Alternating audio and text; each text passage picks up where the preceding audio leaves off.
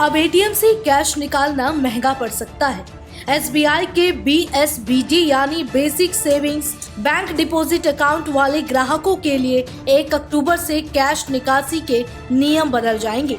महीने में 4 बार तक एटीएम या बैंक से कैश निकालना फ्री रहेगा, लेकिन 5वीं निकासी के बाद हर बार 15 रुपए प्लस 18% GST यानी करीब 17 रुपए 70 पैसे का एक्स्ट्रा चार्ज देना होगा। यानी अगर आप बार बार एटीएम से पैसे निकालते हैं तो आगे से हर अतिरिक्त निकासी आपकी जेब पर भारी पड़ेगी। इसलिए कैश निकालने से पहले नए नियम और अपनी फ्री लिमिट का ध्यान जरूर रख लें। दरअसल एटीएम से कैश निकालना कुछ ग्राहकों के लिए महंगा हो सकता है।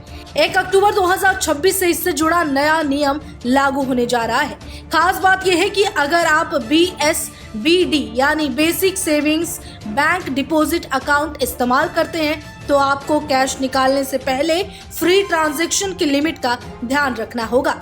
नए नियम के अनुसार महीने में शुरुआती 4 कैश ट्रांजैक्शन फ्री रहेंगे, यानी एटीएम या बैंक ब्रांच से कुल 4 बार तक कैश निकालने पर अलग से चार्ज नहीं लगेगा। लेकिन जैसे ही आप महीने में 5वीं बार कैश निकालेंगे उसके बाद हर अतिरिक्त कैश निकासी पर चार्ज देना पड़ेगा। अब सवाल है कि 5वीं बार कैश निकालने पर कितना पैसा कटेगा। 4 फ्री कैश ट्रांजैक्शन खत्म होने के बाद हर अतिरिक्त कैश निकालने पर 15 रुपए शुल्क लगेगा और इसके ऊपर से 18% GST भी देना होगा और एक अतिरिक्त कैश ट्रांजैक्शन पर कुल करीब 17 रुपए 70 पैसे का चार्ज देना पड़ेगा।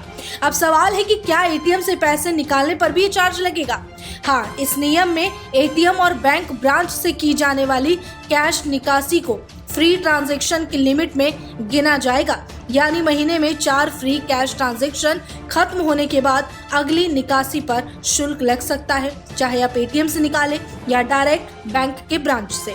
अब एक और सवाल कि क्या इसका मतलब ये है कि एसबीआई के हर ग्राहक को अब एटीएम चार्ज देना पड़ रहा है? तो इसका जवाब है नहीं। सबसे जरूरी बात यह है कि ये बदलाव खास तौर पर BSBD यानी basic saving bank deposit account से जुड़ा है। इसे एसबीआई के हर सेविंग अकाउंट पर लागू होने वाला नया एटीएम चार्ज समझना सही नहीं होगा। अब सवाल है कि BSBD अकाउंट होता क्या है? ये एक basic saving bank deposit account है जिसमें न्यूनतम बैलेंस रखने की अनिवार्यता नहीं होती। इसे बेसिक बैंकिंग सुविधा उपलब्ध कराने के लिए बनाया जाता है। अब सवाल है कि क्या यूपीआई करने पर भी कोई चार्ज लगेगा? जवाब है नहीं।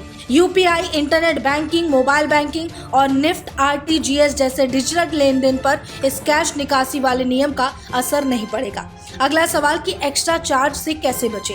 इसका सबसे आसान तरीका है कि महीने में अपनी कैश निकासी का हिसाब रखें और कोशिश करें कि 4 फ्री कैश ट्रांजैक्शन की लिमिट पार ना हो। जरूरत के छोटे मोटे भुगतान के लिए डिजिटल पेमेंट का इस्तेमाल किया जा सकता है।